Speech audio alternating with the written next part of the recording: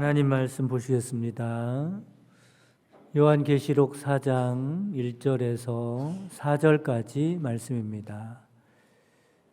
요한계시록 4장 1절에서 4절까지 말씀입니다. 은혜를 주신 하나님 말씀 봉독해 드리겠습니다. 일 후에 내가 보니 하늘에 열린 문이 있는데 내가 들은 바 처음에 내게 말하던 나팔소리 같은 그 음성이 이르되 이리로 올라오라. 이후에 마땅히 일어날 일들을 내가 내게 보이리라 하시더라. 내가 곧 성령에 감동되었더니 보라, 하늘에 보좌를 베풀었고 그 보좌 위에 앉으신 이가 있는데 앉으신 이의 모양이 벽옥과 홍보석 같고 또 무지개가 있어 보좌에 둘렀는데 그 모양이 녹보석 같더라.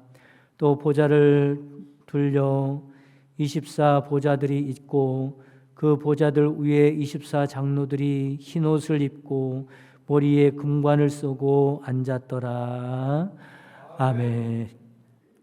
할렐루야. 이 시간은 예배 무릎이라는 제목으로 말씀을 전해드리도록 하겠습니다.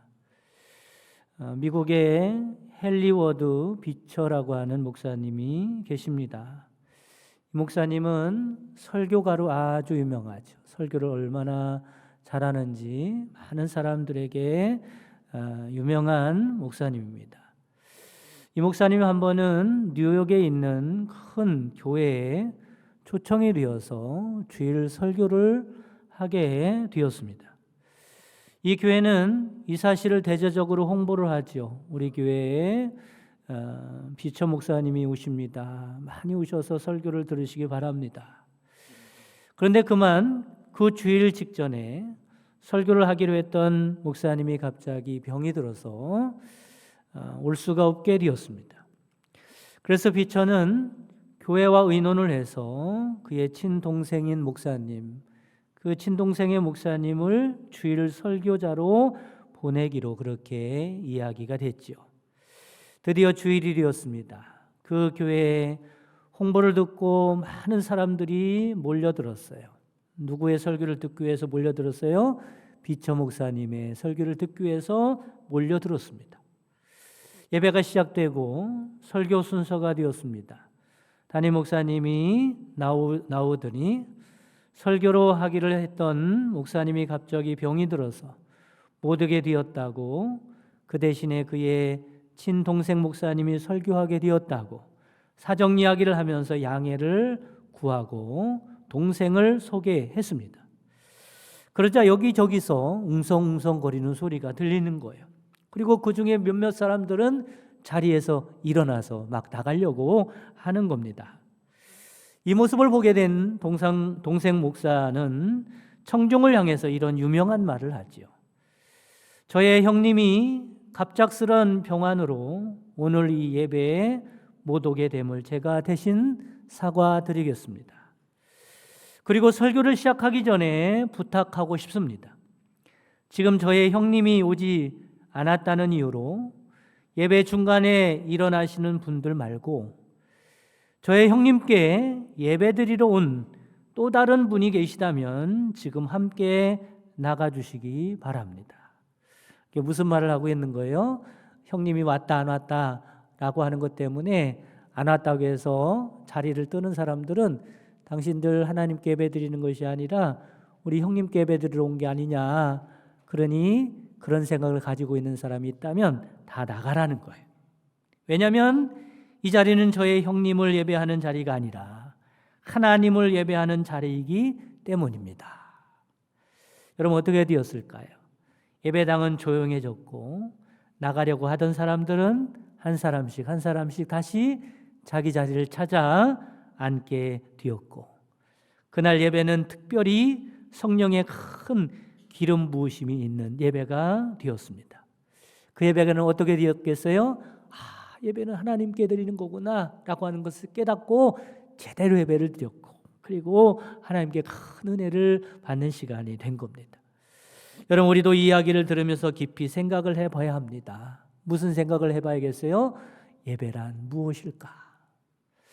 요즘은 대중매체를 통해서 여러 좋은 설교자를 만날 수 있습니다. 그러다 보니까 설교자들에게도 연예인과 같이 팬이 생기게 됐고 추종하는 그런 사람들이 생기게 되었죠. 인터넷을 통해서 설교를 들으면서 예배를 대신하는 사람도 많이 있습니다. 피치 못할 사정 때문에 인터넷을 통해서 예배를 드리는 것도 어쩔 수 없지만 우리는 이런 시대에 살면서 예배란 무엇인가? 예배를 이렇게 드려도 되는 것인가? 라고 하는 것을 깊이 생각해 보아야 합니다. 우리가 교회를 다니는 가장 중요한 목적이 무엇일까? 그것은 예배를 드리기 위함임을 깨달으시기를 바랍니다. 그러면 우리는 예배가 무엇인가를 잘 알고 예배를 제대로 드리는 사람들이 되어야 합니다. 2024년 우리 교회 표어가 무엇입니까? 무릎을 꿇어 교회를 새롭게입니다. 다 같이 해보겠습니다. 시작. 무릎을 꿇어 교회를 새롭게 해. 그렇다면 어떤 무릎을 꿇어야 할까? 가장 먼저 예배의 무릎을 꿇는 교회가 되기를 간절히 바랍니다. 왜냐하면 예배를 통해서 우리의 영혼이 삽니다. 예배가 살아야 교회가 새로워지기 때문에 그렇습니다. 토저라고 하는 신학자는 이런 말을 했어요. 그리스도인들의 모든 실패는 예배의 영광을 경험하지 못한 데서 기인한다. 이렇게 말을 했습니다. 쉽게 말씀드리면 예배를 잘 드려야, 예배를 성공해야 인생을 성공할 수 있다는 겁니다. 그리스도인들이 예배를 실패하기 때문에 인생을 실패한다고 이야기하는 겁니다. 그래서 이 시간은 우리가 예배의 무릎을 꿇어야 하는 이유에 대해서 말씀을 나누도록 하겠습니다. 첫째로 예배는 하나님의 가치를 인정하는 사건입니다. 예배가 뭐라고요? 하나님의 가치를 인정하는 사건이에요. 예배를 이해하는 핵심적인 단어가 바로 가치라는 단어입니다. 그래서 예배를 영어로도 worship이라고 하죠. 이 단어는 워스에서 파생된 단어인데 워스라고 하는 그 단어가 바로 가치라는 뜻을 가지고 있습니다. 가치. 그 예배라는 것은 무슨 의미를 가지고 있냐면 이런 의미를 가지고 있어요. 최고로 가치 있는 분에게 그 가치를 돌려드리는 것입니다. 최고의 가치 있는 분에게 그 가치를 돌려드리는 거예요. 당신은 예배를 받으실 만한 가치가 있는 분입니다.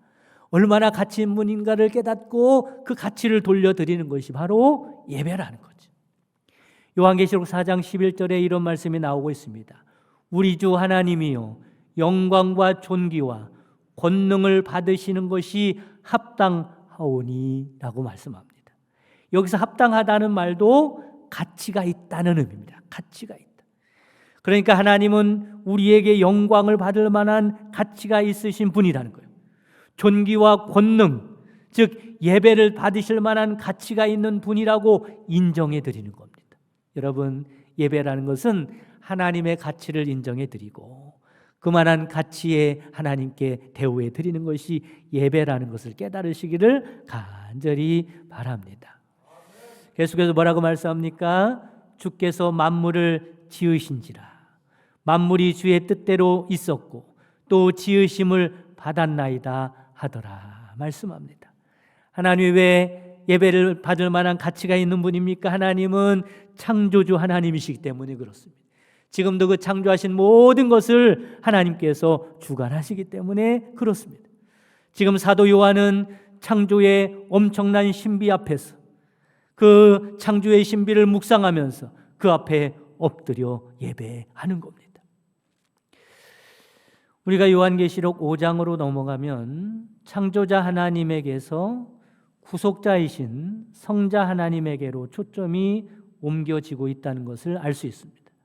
그래서 5장 8절에 보면 그 두루마리를 취하심에 내 생물과 24장로들이 그 어린 양 앞에 엎드려 이렇게 말씀합니다. 누구에게 엎드리는 거예요? 어린 양 앞에 엎드리는 거예요. 예수님 앞에 엎드리는 겁니다. 그래서 12절에 보면 큰 음성으로 이르되 죽임을 당하신 어린 양은 능력과 부와 지혜와 힘과 존귀와 영광과 찬송을 받으시기에 합당하도다 말씀합니다. 또 합당하다는 말이 나오죠.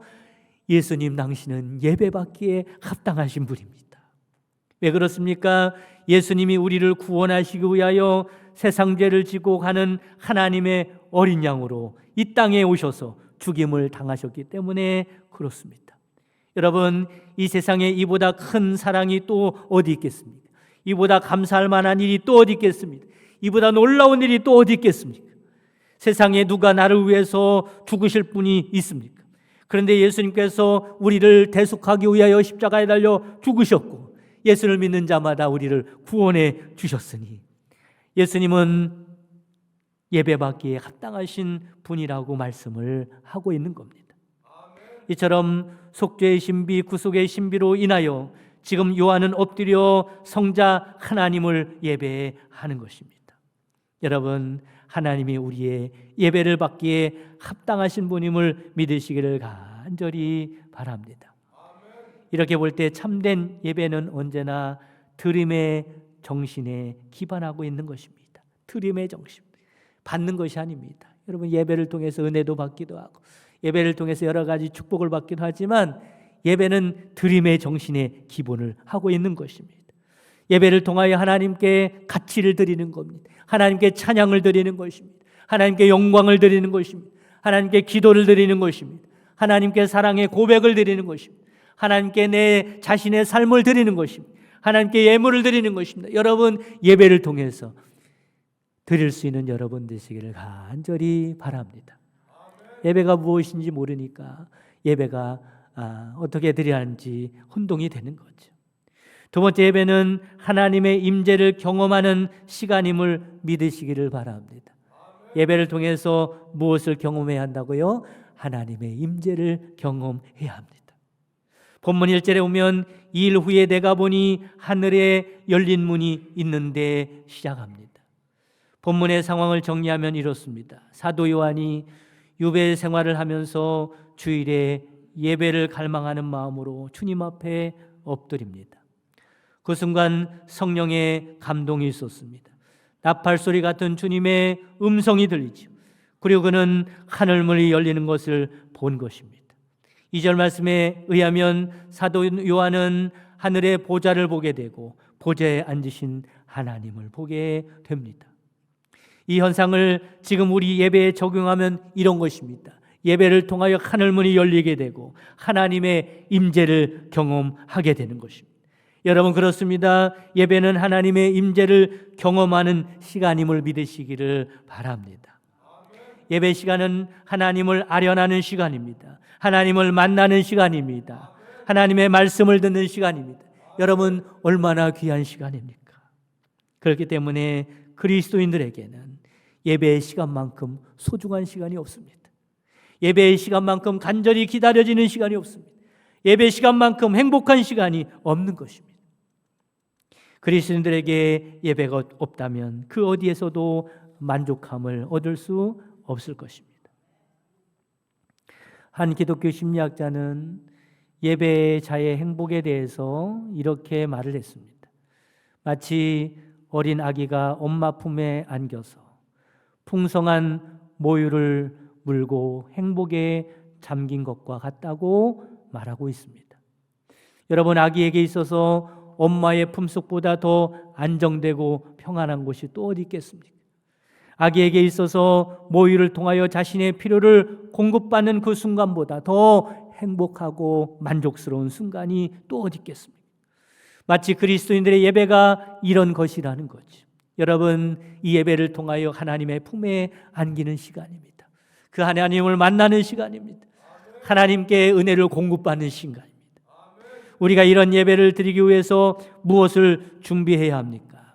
여러분, 무엇보다도 예배의 가치를 잘 알아야 합니다. 예배가 얼마나 소중한 시간임을 알아야 합니다. 그리고 예배를 갈망하는 마음이 있어야 합니다. 그리고 예배를 통해서 만날 하나님 앞에 겸손히 엎드리는 자세가 필요합니다. 왜 하나님께 엎드립니까? 우리는 예배를 통해서 하나님을 만나지 않고 예배를 통해서 은혜를 공급받지 않는다면 우리는 살아갈 수 없기 때문에 그렇습니다. 그리고 하나님의 음성을 듣기를 간절히 사모해야 합니다.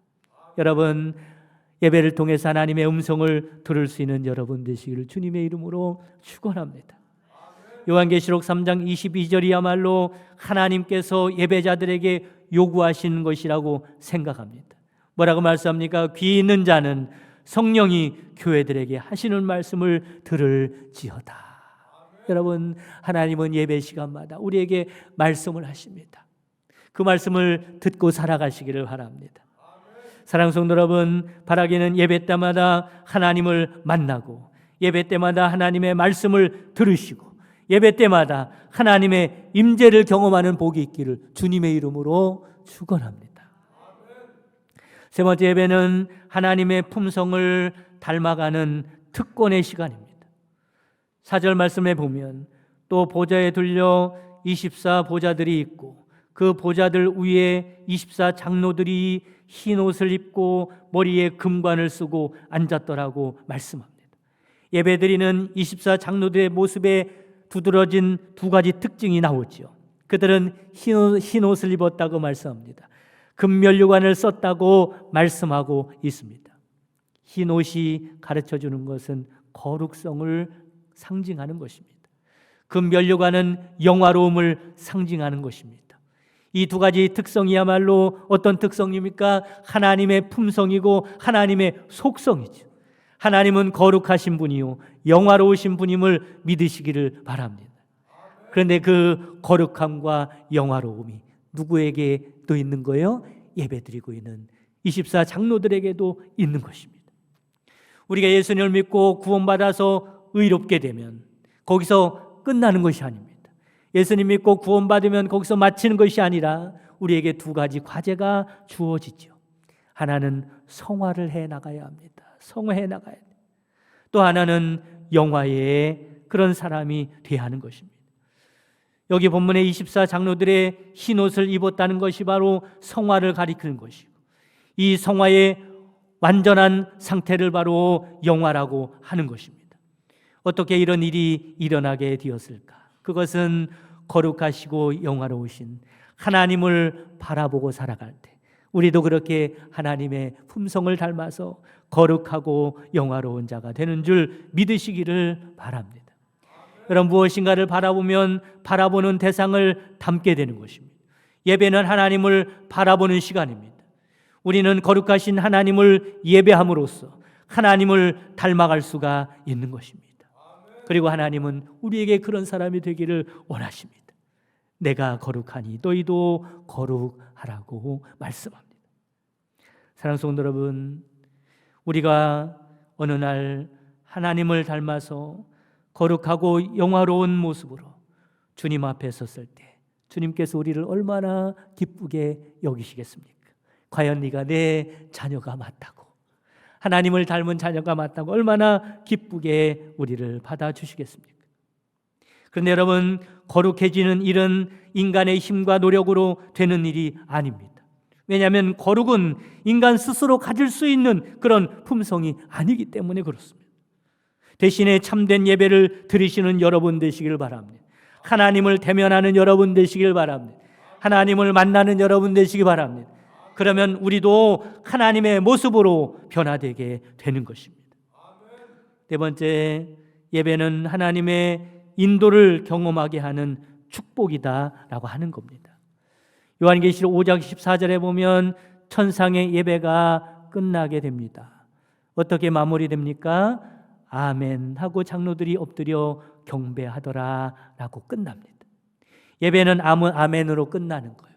예배는 그렇게 될 줄 믿습니다라고 끝나는 겁니다. 여러분, 그렇게 될 줄 믿습니다가 무슨 말이에요? 하나님은 우리의 왕이십니다. 하나님 우리 인생의 주인 되십니다. 하나님 우리의 목자가 되십니다. 하나님은 그만한 영광을 받으실 만한, 예배를 받으실 만한 가치가 있는 분입니다 라고 하면서 아멘 이러면서 끝나는 거예요. 그러면 그것으로 예배가 끝나느냐? 그렇지 않습니다. 계속해서 요한계시록 6장 이하에 보면 요한은 다시 지상의 광경들을 목도하게 됩니다. 그러면서 요한계시록 7장 17절에 이런 말씀을 하고 있어요. 이는 보좌 가운데 계신 어린 양이 그들의 목자가 되사 생명수 샘으로 인도하시고 하나님께서 그들의 눈에서 모든 눈물을 씻어 주실 것임이라고 말씀합니다. 이 말씀에 의하면 방금 전까지 예배 드릴 때 보좌에서 예배를 받으시던 어린 양이 이제 우리의 목자가 되셔서 거친 세상길을 걷는 우리와 함께 계시고 우리의 눈에서 눈물을 씻어주시고 우리를 생명수 샘물로 인도하고 있다고 말씀하고 있는 것입니다. 여러분, 이처럼 하나님은 우리의 예배만 받으시는 분이 아니십니다. 하나님은 당신을 예배한 사람들을 인도하시기 위하여 이제 목자로서 우리 앞에 계시고 우리와 함께 계시고 우리를 인도해 주시는 분이심을 믿으시기를 바랍니다. 누구에게 이런 복이 임한다고요? 예배에 성공한 자들에게, 하나님을 예배를 통하여 그 가치를 올려드린 자들에게, 하나님 당신은 나의 왕이십니다. 나의 주인이십니다. 나의 목자이십니다. 하나님은 나를 구원하신 구원자이십니다. 이렇게 하나님께 가치를 올려드린 자들에게, 그렇게 인정한 자들에게 삶 가운데 정말로 하나님은 우리의 목자가 되는 은혜와 복을 받게 된다는 말씀을 하고 있는 것입니다. 여러분, 예배에 성공하여 하나님을 목자로 삼고 살아가는 복된 여러분 되시기를 주님의 이름으로 축원합니다.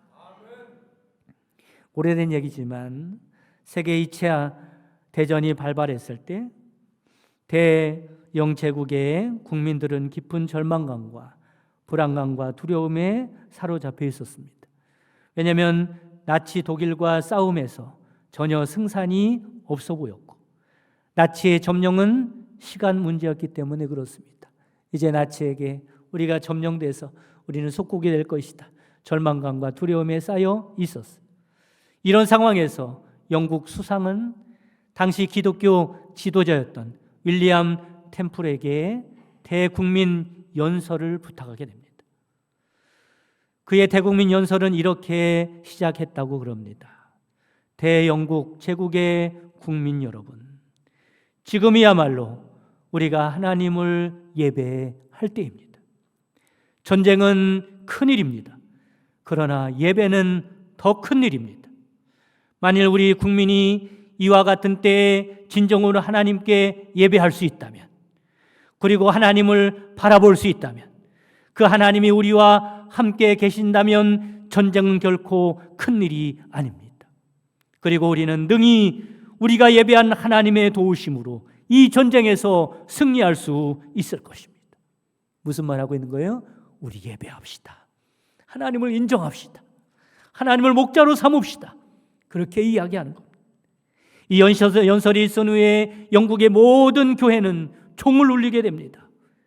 많은 사람들이 이 종소리를 듣고 교회마다 몰려들었고 수많은 국민들이 하나님 앞에 예배를 드리게 되죠. 여러분, 전쟁이 어떻게 되었을까? 기적적으로 승리를 거두게 되었습니다. 예배가 기적을 만들어낸 것입니다. 예배를 통하여 하나님께서 그들을 도우셨고 인도해 주셔서 승리를 거두게 하신 것입니다. 사랑하는 성도 여러분, 무엇보다도 예배의 무릎을 꿇으시기를 바랍니다. 참된 예배자가 되셔서 때마다 하나님의 임재를 경험하시고 하나님의 품성을 닮아가시고 삶 가운데 하나님의 도우심과 인도하심으로 승리하며 살아갈 수 있는 여러분 되시기를 주님의 이름으로 축복합니다.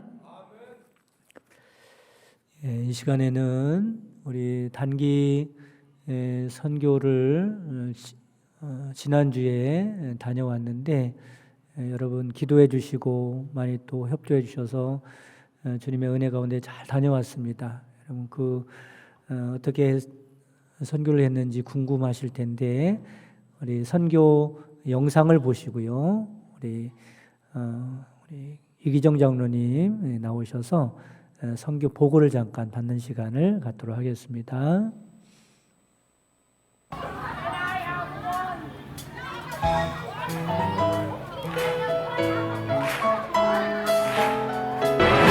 진정 사모하는 친구가 되신 구주 예수님은 아름다워라.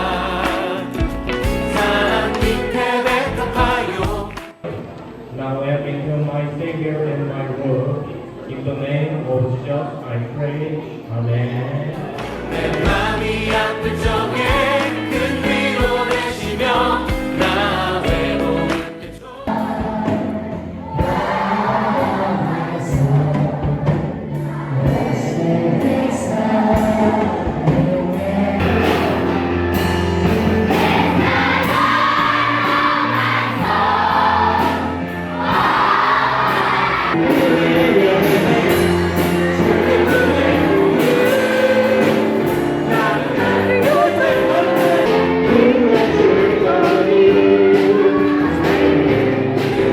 날 지키시네 온 세상 날 버려도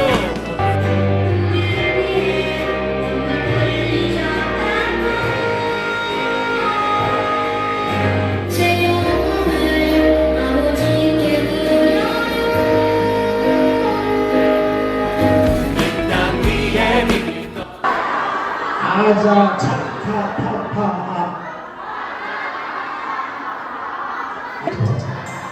니은의 알더이나 나나나 나무 나나나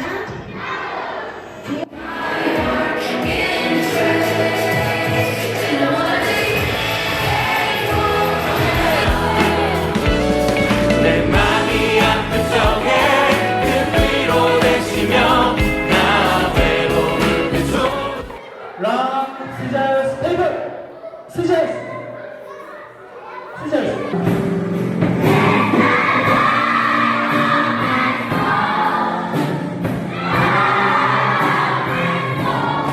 의신 하나님 좋으신 하나님 참 좋으신 나의 하나님 우리 손을 높이 들고 좋으신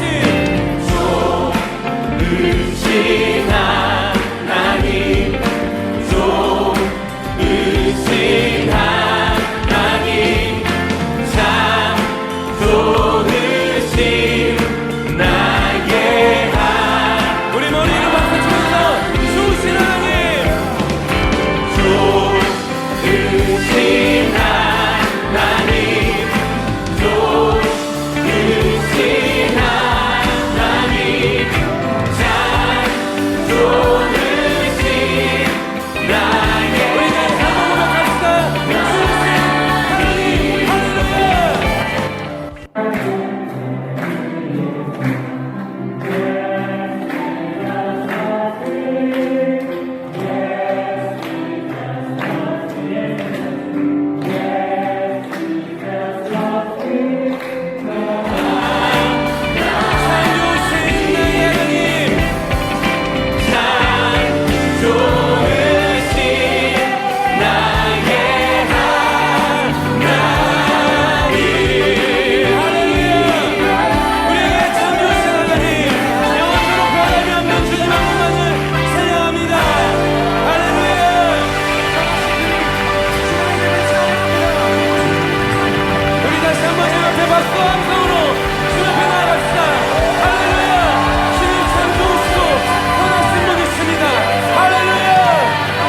할렐루야